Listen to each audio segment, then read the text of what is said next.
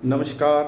मैं Rajesh Thakral math master सरकारी senior secondary school करनी खेड़ा फाजिलका तो अज मैं आप जी नूं 9वीं क्लास का मैथ का टॉपिक है दो चल वाले रेखी समीकरण। इस टॉपिक के बेसिक मैं तुहानूं करा चुकिया। तो अज मैं तुहानूं ऐसे ही टॉपिक की एक्सरसाइज 4.1 जो साडा चौथा अध्याय है उनकी पहली एक्सरसाइज 4.1 जो कि टॉपिक है दो चल वाले रेखी समीकरण उनके नाल संबंधित है। तो अज तुहानूं मैं एक्सरसाइज 4.1 कराने जा रहा। तो एक्सरसाइज 4.1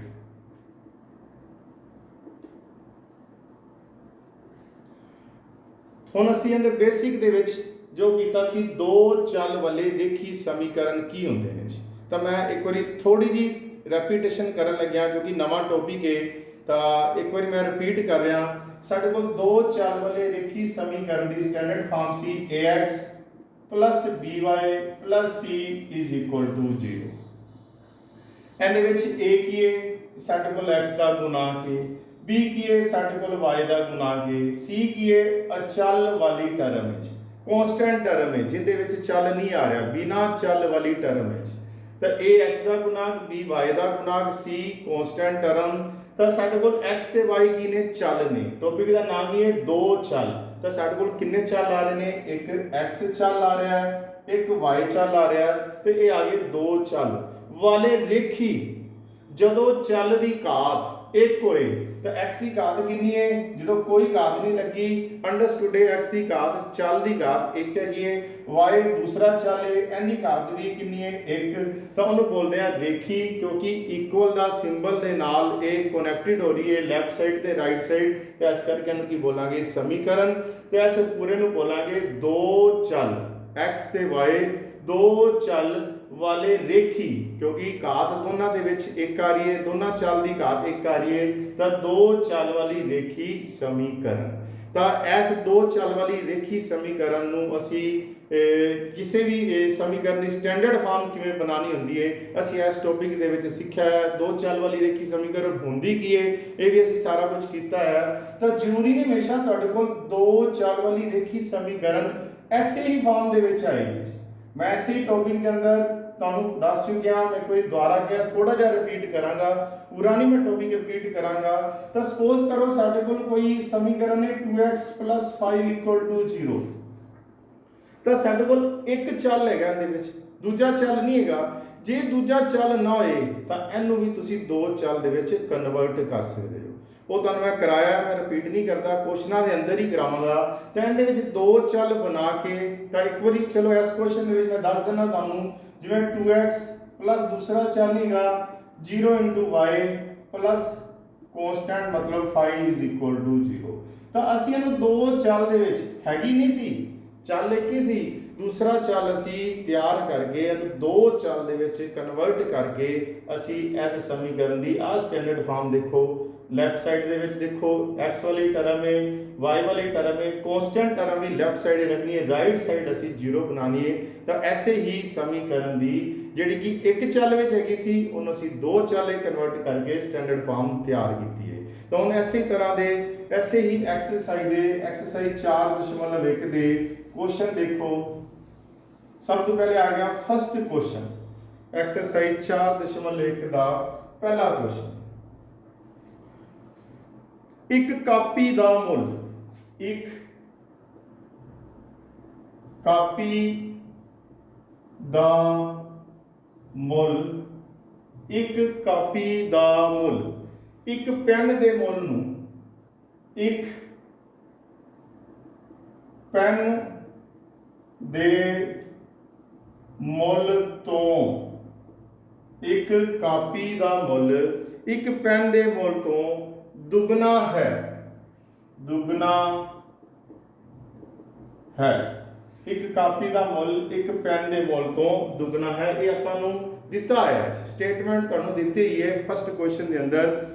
ਇਸ ਕਥਨ ਨੂੰ ਦਰਸਾਉਣ ਲਈ, ਇਸ ਕਥਨ ਨੂੰ, ਕਥਨ ਕਿਹੜਾ ਹੈ ਆ ਸਾਰਾ ਕਥਨ, ਇਸ ਕਥਨ ਨੂੰ ਦਰਸਾਉਣ ਲਈ, ਇਸ ਕਥਨ ਨੂੰ ਦਰਸਾਉਣ ਲਈ, ਇਸ ਕਥਨ ਨੂੰ ਦਰਸਾਉਣ ਲਈ ਦੋ ਚਲਾਂ ਵਾਲਾ दो चला वाला एक रेखी समीकरण, दो चला वाला एक रेखी समीकरण लिखो। स्टेटमेंट रकम द्वारा पढ़ रहा मैं। एक कापी का मुल एक पेन के मुल तो दुगना है। जिहड़ी आ कापी है इहदा मुल एक पेन के मुल तो, आ कापी का मुल इस पेन के मुल तो दुगना है। माइंड में आ गया होना है भी कापी की कीमत पेन की कीमत तो दुगनी है। मान लो कापी 8 रुपए की है तो पेन की कीमत तो दुगनी है, तो पेन नैचुरली 4 रुपए का आएगा जी। जे कापी 10 रुपए की है पेन किन्ने का आएगा 5 रुपए का। कापी जे 20 रुपए की है पेन किन्ने का आएगा 10 रुपए का। कापी का मुल तो दुगना रखना जी, मतलब पेन का मुल अद्धा है जी। तो इहदा मतलब इन्हां दोनों विच एक रिलेशन है, वो किहड़ा जी दुगने वाला रिलेशन है, कापी ते पेन दे मुल वाला जी। वो कहते जी इस कथन नूं दर्शाउण लई दो चल वाला एक समीकरण लिखो। हुण उन्होंने कहा दो चल वाला, सब तो पहले नहीं देखो दो चल हैगे किहड़े ने जी। कापी की कीमत भी फिक्स नहीं, कदे मैं 8 रुपए कीमत लै रहा, कदे मैं 10 रुपए लै रहा, कदे मैं 20 रुपए लै रहा, ये तो मैं ज्यूम कर रहा ना जी। इहदा मतलब कापी की कीमत भी चल है, चल मतलब जिंदी कीमत फिक्स ना आए, जिंदी कीमत बदलती रहे। पेन का मुल भी फिक्स नहीं है, ठीक है, वो कापी के मुल के नाल जुड़िया है। जिवें जिवें कापी का मुल बदलेगा पेन का मुल भी बदलेगा मतलब चलेगा जी। इहदा मतलब फिक्स नहीं है, कापी के मुल के नाल उनका मुल भी बदलता जाएगा जी। तो वह भी फिक्स नहीं है, वो भी की है चल। हुण साडे कोल दो चल आ रहे हैं, इहदा मतलब एक चल तो हो गया एक्स ते दूजा चल हो गया वाई। पर हुण वो दो चल हैगे किहड़े ने, किनू असीं एक्स मनना किनू असीं वाई मनना, ये तुहाडी चॉइस है जी। तो तुसीं सपोज करो कापी के मुल नूं मान लो एक्स रुपए मान लो, क्योंकि आपां नूं दिते नहीं है, मान लो उन्होंने कहना एक रेखी समीकरण दसना जी। तो मान लो कापी का मुल कितना है एक्स रुपए। ये असी छोटिया क्लासां विच भी कीते ने, एक्स तक तो असी मनते सी, लेकिन असी वाई कदे नहीं मनते होंदे सी। आम तौर पर असी एक्स ही मनते सी, क्योंकि असी उदों दो चल के बारे पढ़े ही नहीं सी। असी आम तौर पर एक चल के बारे ही पढ़िया सी, ठीक है, कई बार वाई भी आते सी। तो जो भी असी मनते सी बस एक चीज़ ही मन के असी क्वेश्चन हल कर देंगे सी। तो हुण असी दूसरी कीमत भी मनीए, दूसरे के पेन है, क्योंकि वह भी चल है जोड़ा कि मैं क्लीयर कर चुकी हाँ। तो पेन मान लो पेन का मुल वो कितना आएगा जी। मान लो पेन का मुल आपां नूं नहीं पता, आप मान लेने वाई रुपए। मान लेने पेन का मुल कितना है वाई रुपए। एक बार तुसीं भुल जाओ, सानू आ रिलेशन दुगने वाला दिता है। तुसीं मान लो पेन की जिहड़ी कापी की कीमत एक्स है, पेन की कीमत वाई है। हुण आ जाओ इस स्टेटमेंट की कंडीशन ते एंड रिलेशन ते। रिलेशन की कीता है, वो कहते आ चीज़ आंदे तो दुगनी है जी, आ चीज़ आ कीमत इस कीमत तो दुगनी है। प्रश्नानुसार जिन्हों आप इंग्लिश में बोलते ना ATQ एवं भी लिख सकते। अकॉर्डिंग टू क्वेश्चन की कह रहा है, रकम की कह रही है, स्टेटमेंट की कह रही है, प्रश्न की कह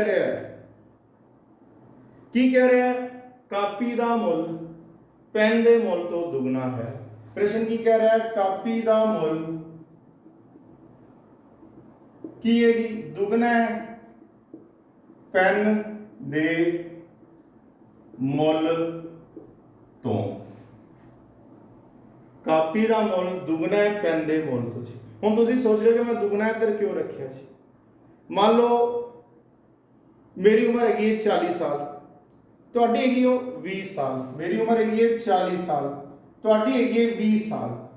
हुण जे मैं इधर 40 बराबर 20 लिख दांगा तो 40 कदे 20 के बराबर नहीं हुंदा। मैं की करांगा, दुगनी हैगी है तो 2 गुना पा दो या ब्रैकेट पा दो, एक ही गल है जी, क्योंकि ब्रैकेट का मतलब गुना ही हुंदा जी। तो मेरी उम्र तुहाडी उम्र तो दुगनी, इधर भी 40 है, हल करांगे इधर भी 40 हो जाए। तो ये समीकरण बैलेंस भी होनी चाहिए। इस करके दुगना किधर लगाना है, दूसरी साइड पे लगाना है। जे पहले कापी की गल हुई है, जो रिलेशन उन्हें दिते है वो रिलेशन इधर लगाना है। एक कन्फ्यूजन अक्सर स्टूडेंट नूं होंदी है जी, वो कई बार दुगना इधर ही लगा देंगे ने जी। तो कापी का मुल पेन के मुल तो दुगना है।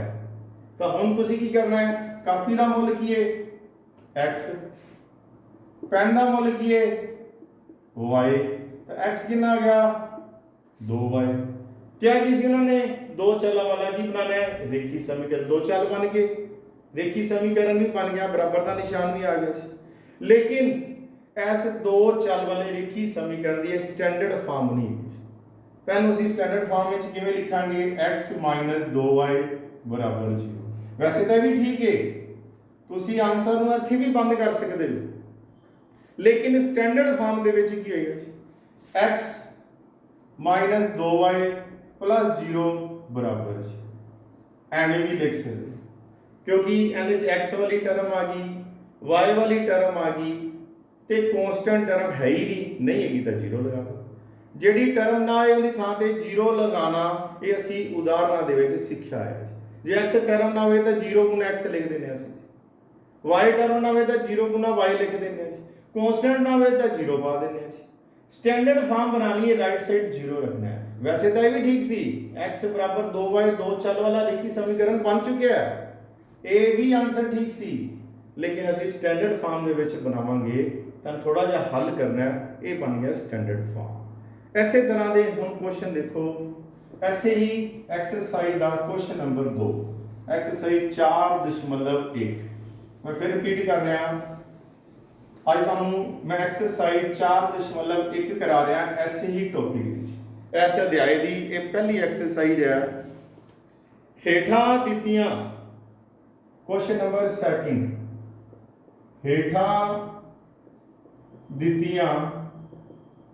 हेठां दित्तियां समीकरणां नूं, हेठां दित्तियां रेखी समीकरणां नूं ax plus by plus c बराबर 0 दे रूप विच दर्शाओ, दे रूप विच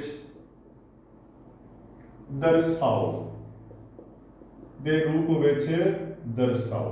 मतलब आ किहड़ी फॉर्म है, ये स्टैंडर्ड फॉर्म है। वो कहते रूप विच दर्शाओ अते हरेक स्थिति विच, हरेक स्थिति विच a b अते c दा मुल कढो, a b अते c दा मुल कढो या पता करो। कढो मतलब पता करना है। हुण साडे कोल इहदे 8 पार्ट दिते ने, क्वेश्चन नंबर 2 दे इको ही तरह दे साडे कोल 8 पार्ट ने, लेकिन थोड़ा चेंज होएगा जी। कहंदा फर्स्ट पार्ट, टोटल 8 पार्ट ने साडे कोल, 2x plus 3y, 2x plus 3y is equal to 9.35 के उत्ते बार है, मतलब 5 रिपीट हो रहा है, 5 5 5 5 5 इस तरह का आ रहा है। तो 5 के उत्ते असीं बार लगा देने, जिहड़ी चीज़ बार बार रिपीट होती है जी। तो दूसरा पार्ट, टोटल इहदे 8 पार्ट ने, x minus y upon 5 minus 10 equal to 0। तीसरा part minus 2x plus 3y is equal to 6। तीसरा पार्ट, टोटल 8 पार्ट ने, x is equal to, sorry चौथा पार्ट, 3 पार्ट लिखते, चौथा part x is equal to 3y। पंजवां part 2x is equal to minus 5y, 2x is equal to minus 5y। छेवां part, total 8 part ने, 3x plus 2 equal to 0, 3x plus 2 equal to 0। सतवां part y minus 2 equal to 0, y minus 2 equal to 0। ते last 8वां part 5 is equal to 2x।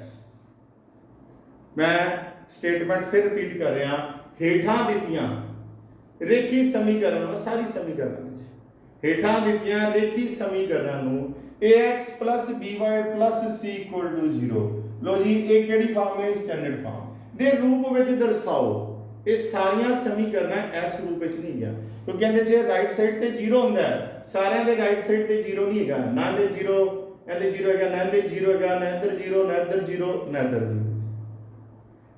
उसी तरह इधर तीन टर्मां ने लैफ्ट साइड दे विच, सारियां दे लैफ्ट साइड तीन टर्मां नहीं है, ना इहदे च हैगी, ना इहदे च हैगी, किसी दे भी नहीं। तीन टर्म मतलब एक्स वाली टर्म, वाई वाली टर्म ते कांस्टेंट टर्म जिहदे विच एक्स ते वाई नहीं आंदा, अचल वाली टर्म। वो कहते पहले कहते कन्वर्ट करना है, उस तो बाद अते हरेक स्थिति विच ए बी अते सी दा मुल पता करो। ए की है एक्स दा गुणांक, बी की है एक्स वाई दा गुणांक, सी की है कांस्टेंट टर्म। जदों साडे कोल फॉर्म बन जाएगी फिर तो ए बी ते सी दी कीमतां ही लिखनियां ने जी। तो इहदा मतलब ये फॉर्म बनानी सारिਆਂ ਦੀ ਜ਼ਰੂਰੀ है, ਤਾਂ ही दूसरा पार्ट ए बी सी वाला भी होएगा जी। तो सब तो पहले मैं कराने लग्या फर्स्ट पार्ट, पहला पार्ट सारा का सेम मेथड है जी। 2x plus 3y is equal to 9.35 ऊपर बार। मैं की क्या सी सारा दी राइट साइड 0 बनानी, इहदी राइट साइड 0 नहीं, इधर लियो 2x plus 3y minus 9.35 ऊपर बार। तो राइट साइड की रह गया 0। इन्हीं चीज़ां तुसी छोटी क्लासां कीतियां ने, किहड़ी टर्म इधर आएगी साइन चेंज होएगा, उधर सारा कुछ खत्म हो गया 0 रह गया, इधर कोई उधर जाएगी तो भी साइन चेंज होएगा, या जे मल्टीप्लाई हो रही है उधर जाके डिवाइड होएगी, डिवाइड हो रही है तो इधर साडे कोल की होएगा मल्टीप्लाई होएगा जी। उस तरह के नाल ये साडे कोल स्टैंडर्ड फॉर्म बन गई, तो ए आ गई ax plus by plus c equal to 0 की स्टैंडर्ड फॉर्म तैयार हो चुकी है। हुण तुसीं करना की है, इस तो पहला पार्ट हो गया खत्म, क्योंकि सिंपल सी सिर्फ एक टर्म में शिफ्ट करने के नाल ही ये फॉर्म तैयार हो गई।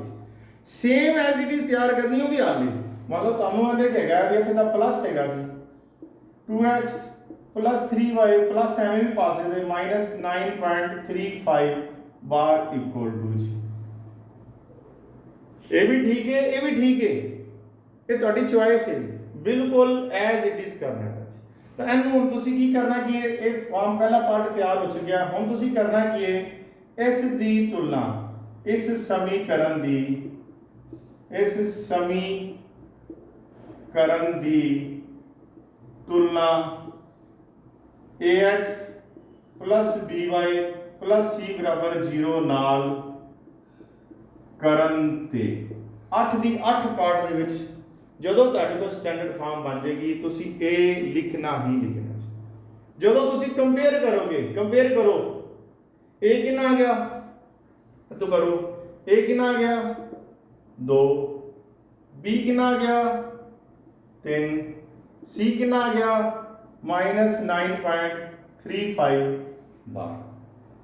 स्टैंडर्ड फॉर्म बनते ही सिर्फ कंपेयर करना है, तुलना करनी है, साडे कोल a b ते c दियां कीमतां आ जाएंगी।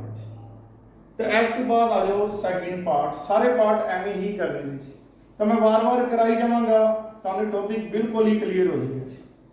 एने पार्ट बनाने का मकसद ही यही है भी तुहानूं इस टॉपिक नाल रिलेटेड जिन्ने भी तरह की स्टेटमेंट्स मोल्ड हो रही हैं, सारे तरह के क्वेश्चन नूं सोल्व करने का तुहानूं तरीका पता चले। हुण देखो इहदे विच की आ गया जी y बटा 5 आ गया, थोड़ा चेंज हो गया, कई बार स्टूडेंट कन्फ्यूज हो जाते हैं भी हुण b किवें निकलेगा जी। तो x माइनस एक्चुअली y दे अगे 1 हुंदा है, नहीं लिखा 1 * y, तो इहनूं आपां एवें भी लिख सकते हैं 1/5y -10 बराबर है जी। तो ये तुहाडे कोल की बन गई स्टैंडर्ड फॉर्म, x वाली टर्म बिना y वाली टर्म ते बिना x y वाली टर्म, जिन्होंने असीं बोलिया कांस्टेंट टर्म, दो चल, पहला चल दूसरा चल ते कांस्टेंट टर्म, ये बन गई ना स्टैंडर्ड फॉर्म। होर भी चेंज करना चाहो तो प्लस लगा के ब्रैकेट लगा के भी माइनस लिख सकते हो, प्लस लगा के ब्रैकेट में -10 भी लिख सकते हो। मान लो तुम उवें लिखना है, हिंट दे देना, वैसे करने की जरूरत नहीं होंगी। x प्लस -1/5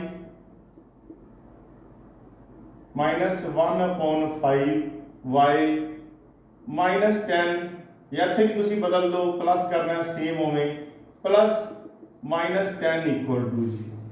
कोई फर्क नहीं पेगा, प्लस माइनस 1/5 y ही रहेगा, प्लस -10 ही रहेगा जी। लेकिन मैं इहदा रूप बदलता, बिल्कुल सेम रूप बनाता जी। तो लिखना की है वही गल जिहड़ी तुहानूं पहले दसी सी, इस समीकरण दी तुलना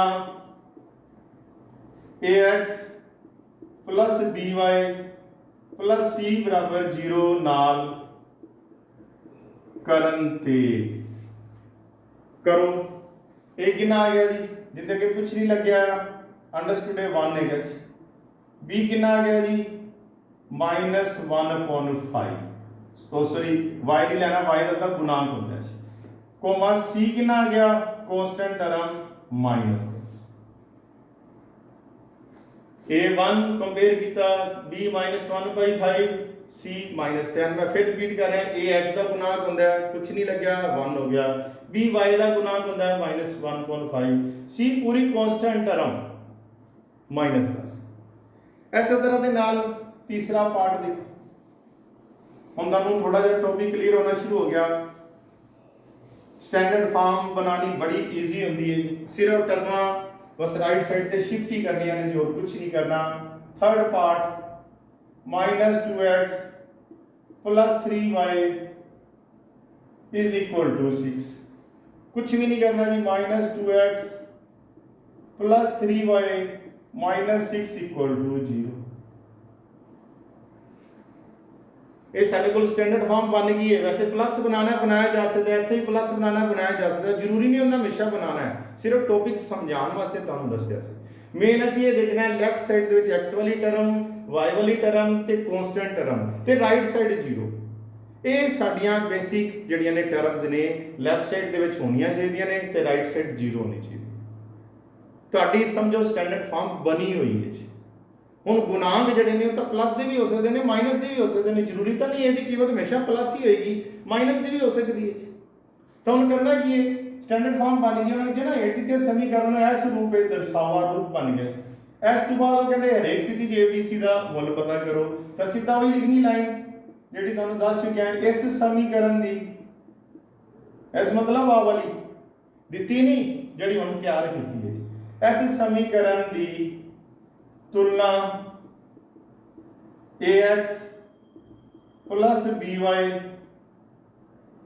प्लस c बराबर 0 नाल करन ते कर दो जी। x का गुणांक की होंदा है a, x का गुणांक कितना है -2, y का गुणांक की है b 3, कांस्टेंट टर्म की है -6।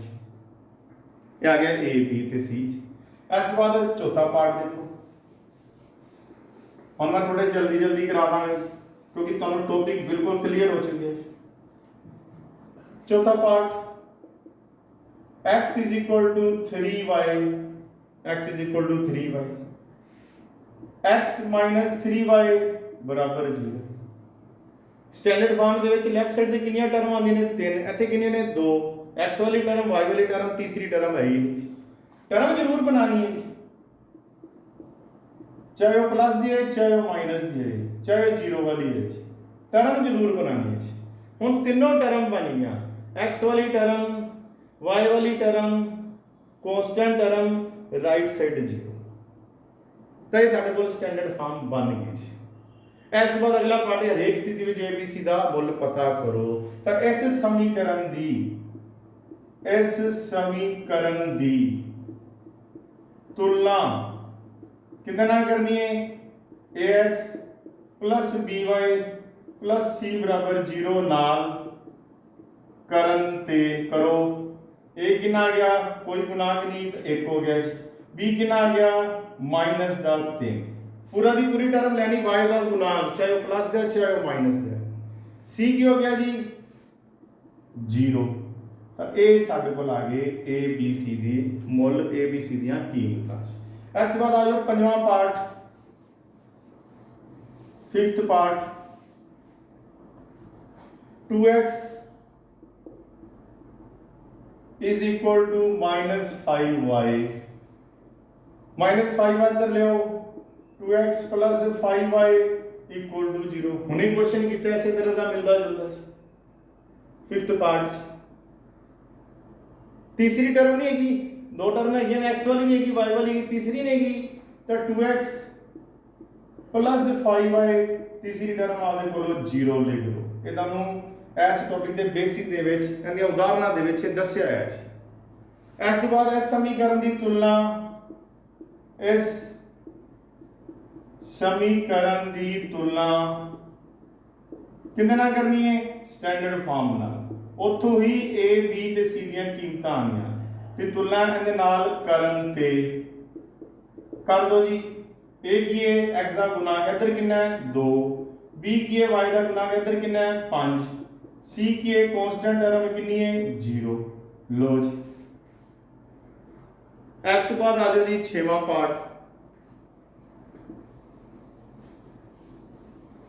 हर पार्ट थोड़ा थोड़ा चेंज है, ज्यादा चेंज नहीं है जी। 6th पार्ट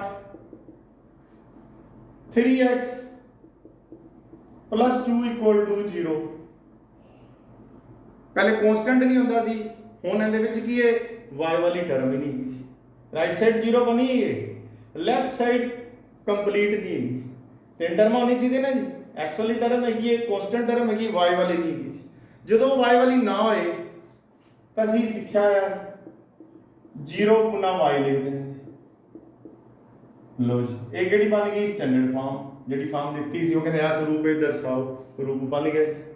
इस तो बाद की ABC की कीमतां निकाले ने, इहदी तुलना कर दो जी। इस समीकरण की तुलना, इस समीकरण की तुलना AX plus BY plus C बराबर 0 नाल करन ते A कितना आ गया 3 x का गुणाक, B कितना आ गया y का गुणाक 0, C कितना आ गया 2। इस तो बाद आ जाओ जी 7वें पार्ट ते। हुण तुहानू टॉपिक क्लियर हो गया जी। 7वां पार्ट y माइनस 2 बराबर 0। केड़ी टर्म नहीं की x वाली में से तो 0 गुना x पा दो, y है कांस्टेंट भी है। लो जी ओवें इस समीकरण की तुलना मैं रिपीट नहीं करता वारी वारी, तो A कितना आ गया जी 0 लिखना है तुसीं इत्थे, B कितना आ गया 1, C कितना आ गया -। इस तो बाद लास्ट पार्ट 8वां पार्ट,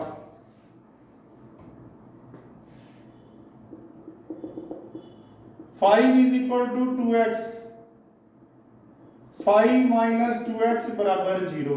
राइट साइड 0 करनी ना, पहले असीं किहड़ी लिखते हैं x वाली टर्म, फिर y वाली टर्म है ही नहीं, फिर असीं कांस्टेंट ऑफ 5 विच। हुण इहदी तुलना करो, उवें इसकी तुलना करांगे तो A कितना आ जाएगा -2। ये लिखना है तुसीं इसकी तुलना, क्योंकि हुण मैंने क्वेश्चन लिखवा चुके हैं, वार वार नहीं मैं लिखवादा, रिपीट करता जी। तुलना करांगे AX plus BY plus C बराबर 0 नाल A कितना आ गया -2, B कितना आ गया 0, C कितना आ गया 5। हुण कई बार कोई स्टूडेंट एवें सोल्व नहीं करता जी, कोई स्टूडेंट आ 5 नूं उधर लै जांदा जी। मान लो इधर 0 कर दिंदा है 2x माइनस 5, या उल्टा पुल्टी करांगे 2x माइनस 5 बराबर 0, 2x plus 0 into y minus 5 बराबर 0। वो एवें कंपेयर करके करता है, ये 2 आएगा, B 0 रहेगा, C माइनस का 5 आएगा। ये भी ठीक है, वो भी ठीक है, क्योंकि ये टॉपिक का कंसैप्ट तुहानू जो क्लीयर होएगा ना, जो असीं करावांगे, इहदा ग्राफ तैयार करांगे तो उनका भी ग्राफ ते इहदा ग्राफ सेम बनेगा जी। तो कहने का मतलब है एवें सोल्व कर लो, एवें सोल्व कर लो, आंसर ते कोई इफैक्ट नहीं पएगा जी। वो भी ठीक है, ये भी ठीक है। तो ये सी साडा अज दा टॉपिक। उम्मीद करदा तुहानू सारिआं नू समझ आया ना। सारे विद्यार्थियों का बहुत बहुत धन्यवाद।